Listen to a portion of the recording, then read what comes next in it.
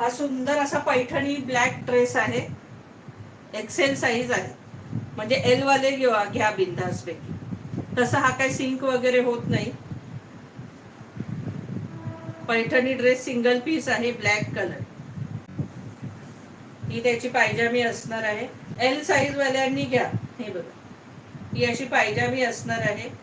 त्याला ही मुनिया बॉर्डरचे पैठणी बॉर्डर आहे. त्याला ब्लॅक कलरचा ड्रेस आहे, सुंदर पैठणी ड्रेस. हा बघा,